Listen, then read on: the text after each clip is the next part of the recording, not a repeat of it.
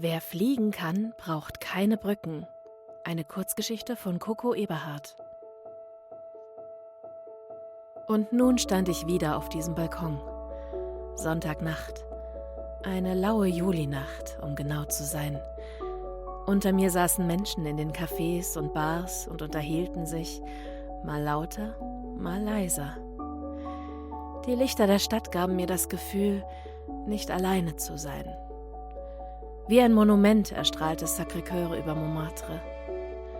Die Hitze des Tages schwebte noch in den Gassen. Es war so, wie es schon oft gewesen war. Und doch war es heute so anders. Denn es war das letzte Mal. Als ich so da stand und noch einmal hinabblickte, musste ich wieder an dich denken. Und an damals. An diesen Abend vor über 3 Jahren. Es war so, wie es schon oft gewesen war. Und doch war es damals so anders. Ich war anders. Jemand anders. Ich war das, was viele Leute als erfolgreich bezeichnen würden.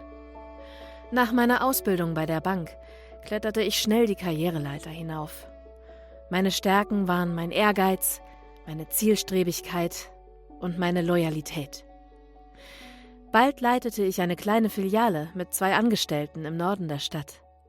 Dann eine mit 15, zentral. Und das war noch lange nicht das Ende. Mit jeder Stufe des Erfolgs ging es mir auch materiell besser. Auf einmal konnte ich in den Boutiquen auf der Champs-Élysées einkaufen.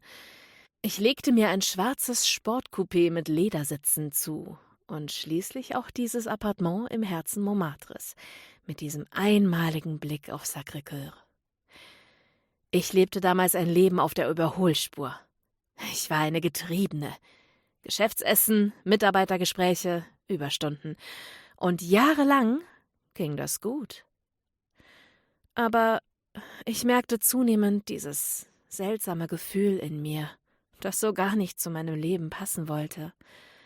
Ich sollte doch eigentlich glücklich sein. Mir fehlte es doch an nichts.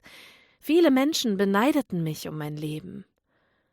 Doch dieses Gefühl in mir bekam immer mehr die Oberhand über mich. Es war die Leere, die mich mehr und mehr verschlang, bis ich schließlich auf diesem Balkon stand. Ich hatte dich oft beobachtet und mich gefragt, was du wohl für ein Mensch wärst. Konzentriert hattest du bis spät in die Nacht vor deiner Stafflei gestanden und an deinen Bildern gearbeitet.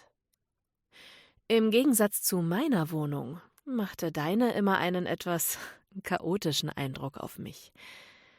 Wie gern hatte ich dir an manch einsamem Abend von meinem Balkon aus beim Malen zugesehen. Ich kannte dich nicht und du kanntest mich nicht.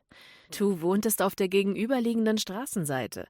Und wenn mein Blick zu dir fiel, dann hatte ich das Gefühl, dich zu kennen und wenigstens für kurze Zeit nicht mehr so allein zu sein.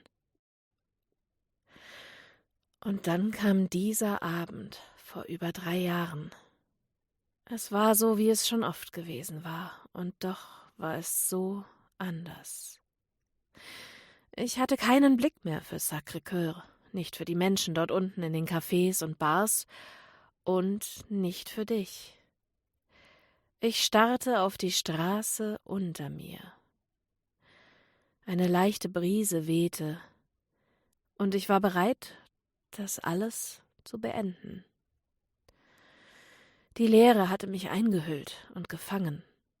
Ich hatte bereits die Brüstung des Balkons überwunden.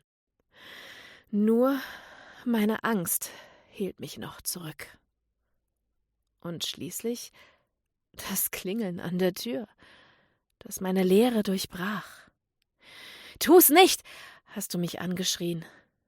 Das waren deine ersten Worte an mich, als ich dir die Tür geöffnet hatte.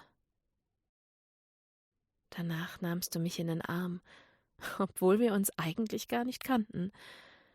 Du brachtest mir ein Glas Wasser und wir setzten uns schweigend auf mein Kanapee. Ich legte meinen Kopf auf deinen Schoß und schaltete den Fernseher an, als wäre es das Normalste auf der Welt. Simon und Garfunkel spielten ihr Konzert im Central Park. Die Musik beruhigte mich. Das letzte Lied, an das ich mich erinnern konnte, bevor ich einschlief, war Bridge over Troubled Water. Und genau das warst du für mich an diesem Abend. Wie eine Brücke über unruhiges Wasser. Du bliebst bis zum nächsten Morgen.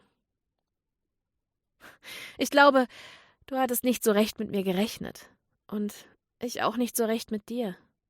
Und ich bin dir zutiefst dankbar, dass du mich aus dieser Leere befreit hast. Du hast mich zurückgeholt, in ruhige Gewässer. Zurück zu mir und zu dem, was wirklich wichtig ist, fernab von dem, was diese Gesellschaft als Erfolg definiert. Nicht perfekt, aber echt. Auch wenn du nie etwas drüber gesagt hattest, so spürte ich doch, dass unsere gemeinsame Zeit vorbeigehen würde. Ich brauche dich, hatte ich zu dir gesagt. Du brauchst mich nicht. Menschen, die jemanden brauchen, sind nicht frei. Sie sind abhängig. Und das bist du nicht. Nicht mehr, mein kleiner Papillon. Wer fliegen kann, braucht keine Brücken. Mit diesen Worten hast du mir meine Angst genommen. Und nun stand ich wieder auf diesem Balkon. Sonntagnacht. Eine laue Julinacht, um genau zu sein. Unter mir saßen Menschen in den Cafés und Bars und unterhielten sich, mal lauter, mal leiser. Die Lichter der Stadt gaben mir das Gefühl, nicht alleine zu sein. Wie ein Monument erstrahlte Sacré-Cœur über Montmartre. Die Hitze des Tages schwebte noch in den Gassen. Es war so, wie es schon oft gewesen war. Und doch war es heute so anders. Denn es war das letzte Mal. Nachher würde ich den Wohnungsschlüssel beim Hausmeister abgeben, der ihn an seinen neuen Besitzer aushändigen würde. Und ich machte mich auf in mein neues Leben. Auch wenn du mir gesagt hattest, wer fliegen kann, braucht keine Brücken, so gestatte mir doch, dass ich dich zwar nicht mehr brauche, um mich frei zu fühlen, dich aber dennoch einfach hin und wieder vermisse. Impressum. Texte Coco Eberhardt. Lektorat Coco Eberhardt. Tag der Veröffentlichung 28.07.2020. Alle Rechte vorbehalten. Widmung: Cry a river, build a bridge, get over it.